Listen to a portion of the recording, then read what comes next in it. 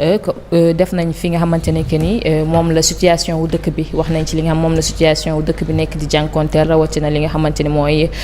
grève yi nga xamante ne que ni mi ngi am fan yi yëpp rawatina ci li nga xamante ne ci différents secteurs yi ñu ràññee li nga xamante ni moo di santé chômage bi fii ak grève étudiants yi fii ci réclamation bourse yi ban jàngat rek nga mën a def ci li ni mel. waaw dëgg la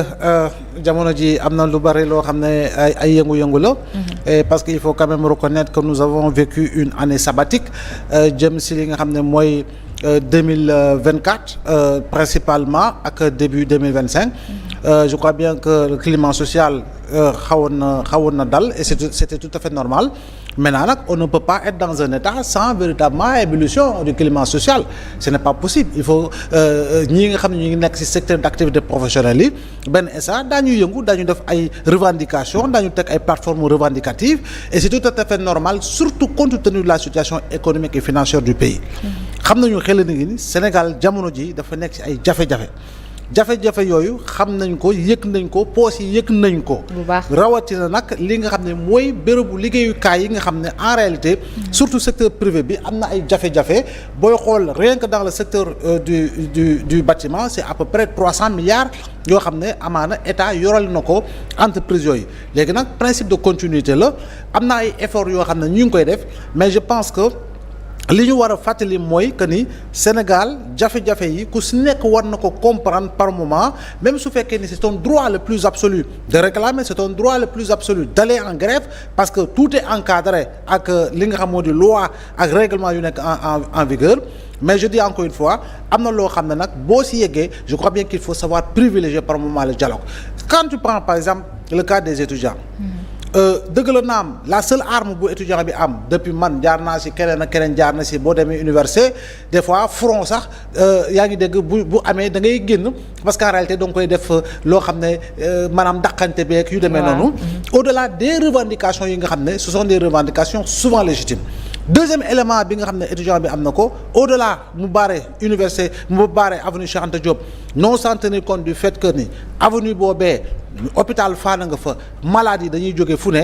perturbation bu amee effectivement am na ñu bari ñoo xam ne pour ñu yegg ci hôpital bi souvent dafay nekk problème compte tenu de l'ampleur justement des manifestations. deuxième élément bi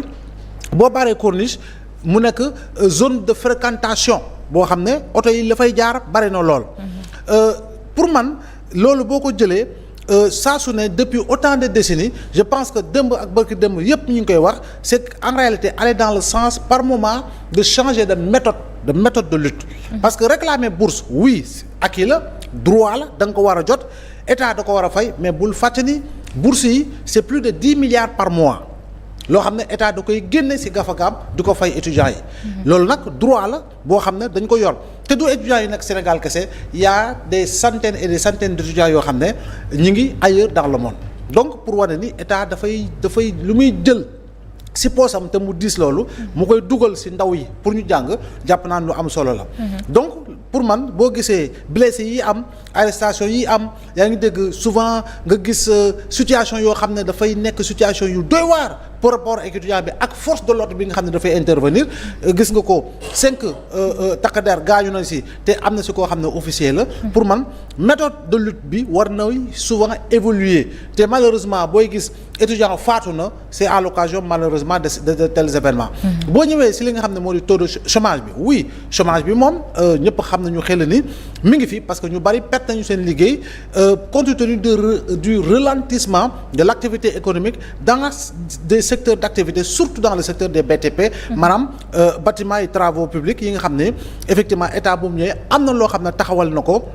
ba nga xam ne ñu bari nekkoon ay employés yi nga xam ne contrat indirect la ñu amoon yaa ngi dégg ñooñu en fait dañ leen arrêté ña fa nekk ba tey ñooy ñi nga xam ne ce sont des contractuels CDIsés. donc loolu dafa nekk une réalité donc reprise boobu mi ngi commencé waaye ba tey dafa xaw a tàggatémbe maanaam dafa xaw a yéexagum et cetera et cetera sur le plan leneen boo jëlee ñiy liggéey si lu wàllu l'hôpital yi autour de ànd gësëm ñi ngi waaj a dem grève am na loo xam ne ñu ngi koy laaj c'est le droit le plus absolu. oui la situation sociale xaw na diis. la situation économique diis na lool la situation financière moom diis na gann. donc loolu nag moom. yan mesures lañ mën a jël nag pour anticiper li nga xamante ne moo xew actuellement. waaw moom mesures yu war a jël encore une fois. Comme je l'ai dit ñay grève ak ñi nga xam ne ñoom la ñuy laaj lu tax ñoom ñu war a dem grève. je pense que foofu la ñu war di privilégier. li nga xam ne mooy le dialogue permanent. le dialogue permanent pour que ñi war a dem grève.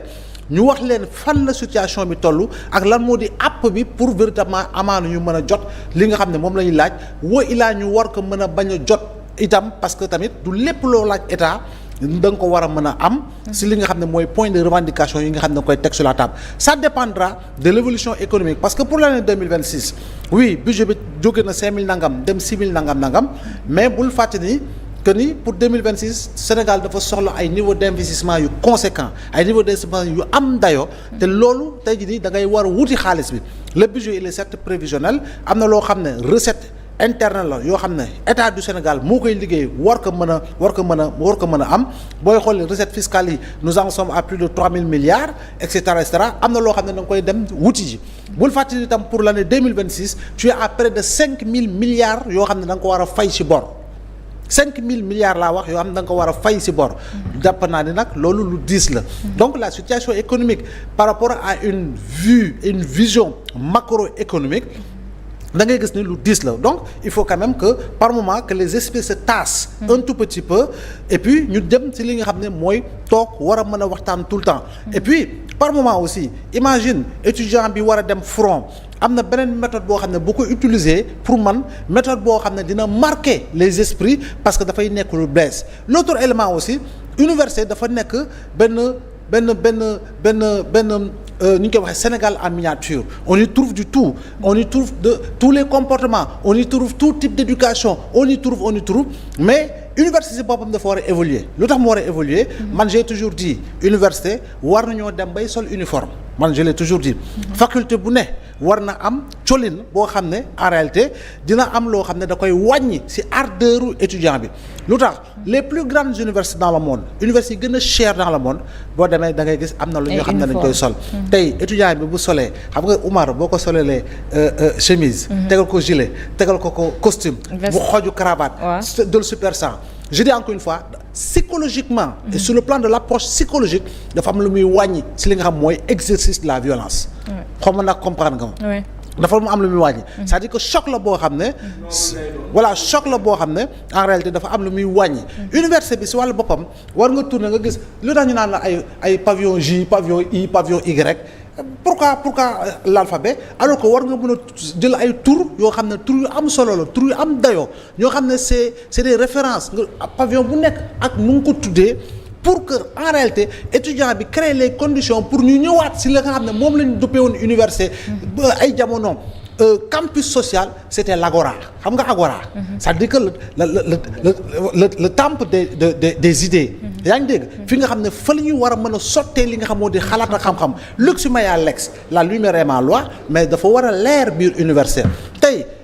booy jàll ñu ne fi mooy couloir de la mort mais ça rappelle quoi la violence couloir de la mort boobu war nga ko mën a soppi duppee ko couloir de l'espoir étudiant buy dox ñu ne ko fi mooy couloir de l'espoir am na lu muy créer en termes de choc psychologique donc pour man y a des solutions yoo xam ne ça peut créer les conditions pour ñu gën a mën a wàññi li nga xamoon ne violence bi mais quand même sénégalais bu nekk war na xam ne c'est un acteur économique yaa ngi dégg par rapport à la situation lourde sur le plan économique et financier pour que effectivement ñu xam naka la ñu war a mën a doxalee ak autorités yi pour que en réalité ñu jëm ci et puis on attend des autorités également des solutions rapides sur le plan des infrastructures sur le plan de l'accompagnement du secteur privé sur le plan de la naissance de micro-industries yoo xam ne dafay mën a générer ay emplois parce que de 2012 à 2024 quand même taux de chômage bi ngay ñëw 2012 yaa ngi ko fekk 10.2 en 2020 à peu près si ñu référé aussi à ANSD dafa passer du simple au double de 10.2 nous en étions à plus de 20.4 donc pour wane ni taux de chômage bi yokku na par rapport Ablaye Wade bu mu fiy jógee ak président Macky Sall bu mu fiy yegg si pour wane ni kon bokk te situation économique bi c'était moins lourd que par rapport à ce que nous vivons actuellement am na solo lool alors Cheikh yow ban jàngat nga ci am rek ci li nga xamante ne mooy cherté loyer bi gis nañ ko ak coût de la vie mi nga xamante ne itam dafa cher lool ban jàngat rek nga def ak surtout tamit si nouvelle taxe yi nga xamante ne que état bi ñu ngi koy teg itam waaw je pense que Amina tout à l'heure yaa ngi rappelé nga ne syndicats yi si bare actuellement dañu nekk en ébullition. mu nekk loo xam ne c'est tout à fait normal. parce que on se rappelle que le gouvernement bi nga xam ne moo fi nekk actuellement ça fait presque maintenant 2 ans ñoo ngi à la tête de ce pays. léegi nag bi ñu ñëwee première année syndicats yëpp nag que ça soit dans différents secteurs muy santé muy éducation muy justice amoon nañ benn temps boo xam ne mënoon nañ leen ko pour ñu régler la situation mais 1 an après voire presque 2 ans amul benn évolution boo xam ne constaté nañ ko ñoom les syndicats du coup loolu moo waral syndicats yu bare actuellement ñuy manifester wu à l'égard du gouvernement mais il faut rappeler que ne syndicats yi li ñuy manifester wala li ñuy réclamer yëpp c'est des acquis yoo xam ne c'est des contrats yoo xam ne wala c'est des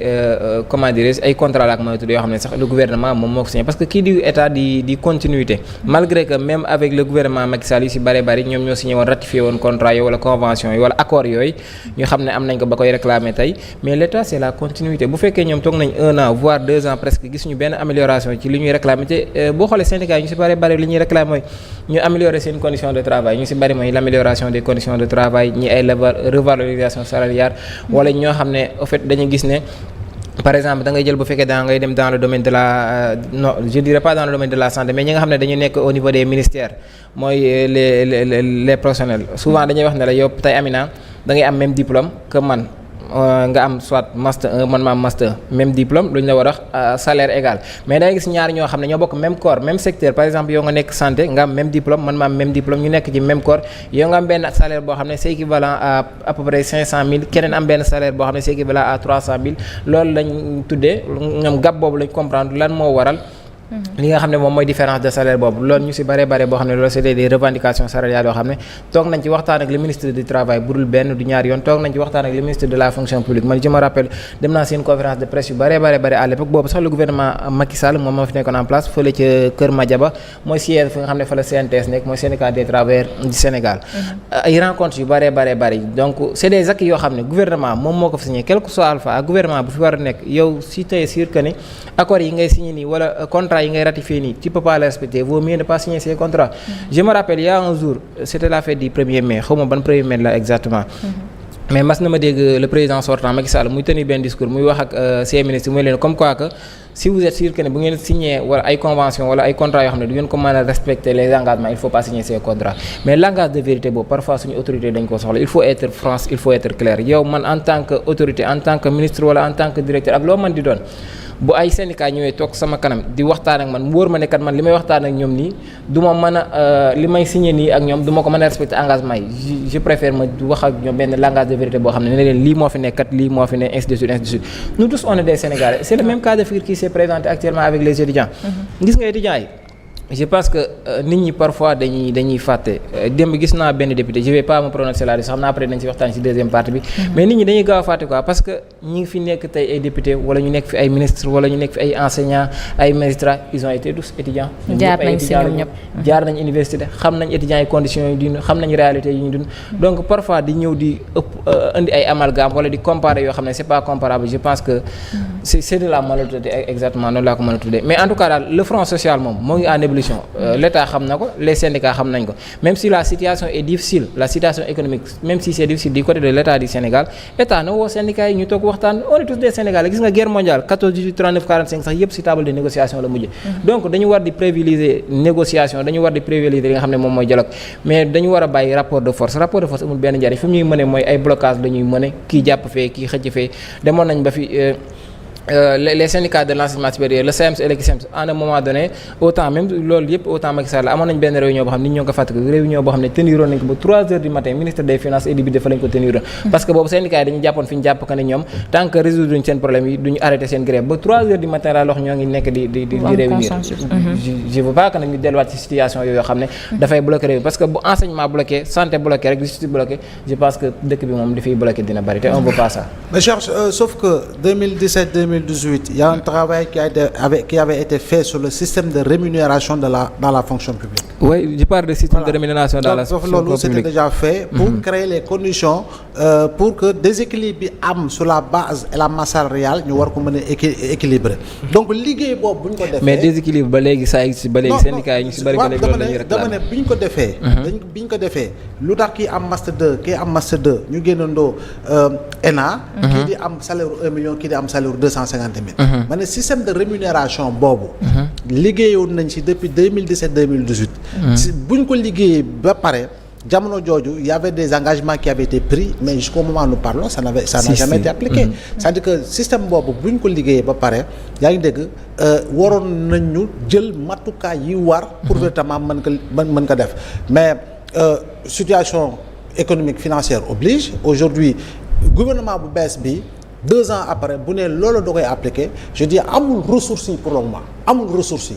le gouvernement ce gouvernement là n'a pas encore les ressources pour mën di yokk parce que président Macky Sall avant muy dem même à l'occasion d'un 1er mai bu ñu koy jox les cahiers de doléances wax na ko mu ne mënuma ko du ma ko def pour si lan yokku salaire ay yokku salaire ak yu demee noonu wax na ko du ko mën a def tey le problème kañ bu nekk dans le secteur de l'éducation ba gars yi di dem bu war a mën a dem grève mooy le problème des décisionnaires et les décisionnaires je crois bien que le président a pris des engagements forts lors d'un conseil des ministres pour véritablement aller dans le sens de créer les conditions pour régler le problème des décisionnaires parce que décisionnaire bi mën nay am salaire enseignant bi mën na am salaire u 400 000 décisionnaire bi da am salaire u 800 000 yaa ngi dégg di am salaire 800 000 mais bu ñu demee retraite le décisionnaire peut se retrouver avec 30 000 francs de pension au moment où l'enseignant peut se retrouver avec 150 000 de pension par exemple tu vois un peu voilà. am na différence bu baax a baax alors Seydina Omar est-ce que mën nañu wax que ni actuellement le Sénégal est dans un cercle de feu. En tout cas li ñuy gis ni moom grève yi bëri na trop. sànq wax nga ko secteur boo jël rek grève yi mi ngi wéy di continuer santé bi gis nañ ko mais man démb li ma gis université jàpp naa ne